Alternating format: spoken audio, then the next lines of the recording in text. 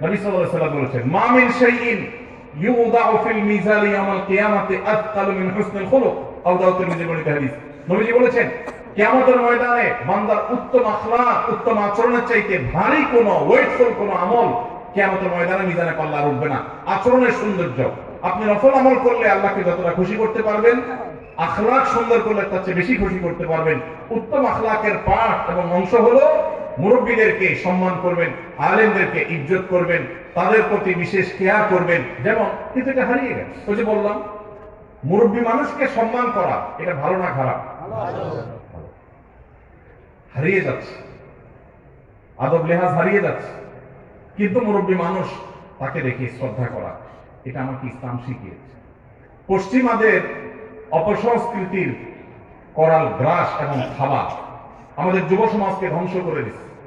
আমরা আমাদের শৈশবে দেখেছি, কোন মুরব্বী যদি রাস্তার এক পাশ দিয়ে আসতেন, অপর পাশ দিয়ে স্কুল কলেজে পড়ুয়া তরুণরা, মাদ্রাসা তো বটেই, স্কুল কলেজের ছেলেমেয়েরা পর্যন্ত রাস্তার এক পাশে কাঁচুমুচু হয়ে দাঁড়িয়ে শ্রদ্ধা ভরে সালাম নিবেদন করতেন, আসসালামু আলাইকুম বলে। আর এখন পারলে গায়ের উপরে। ঠিক না ঠিক? ভাইরা আমার, এই জায়গা থেকে আমাদের নৈতিক অধঃপতন হয়েছে না উন্নতি হয়েছে?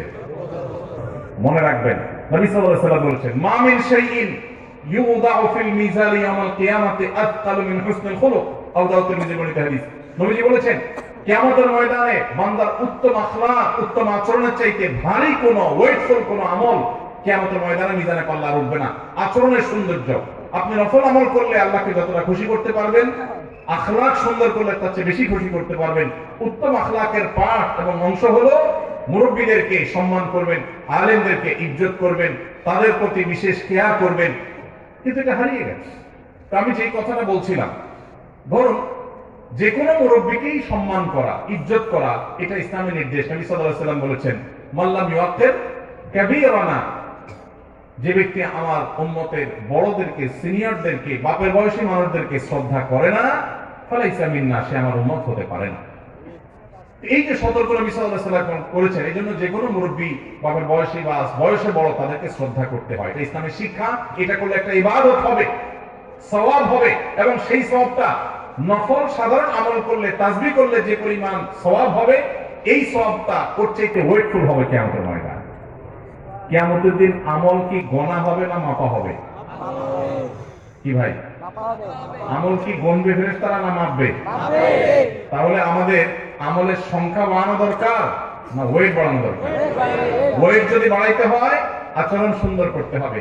এখান থেকে একজন বক্তব্য দিচ্ছে, আপনি বলছেন বসেন বসেন, আচরণটা কি সুন্দর হলো না অসুন্দর হলো? রাগ করছেন? ওয়াজ মাহফিল এসে যদি নিজেদের সংশোধন না হয়, তাহলে লাভ কি?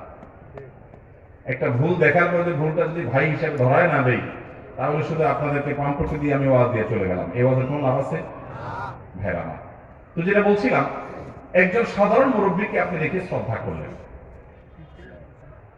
এটার একটা গুরুত্ব আছে।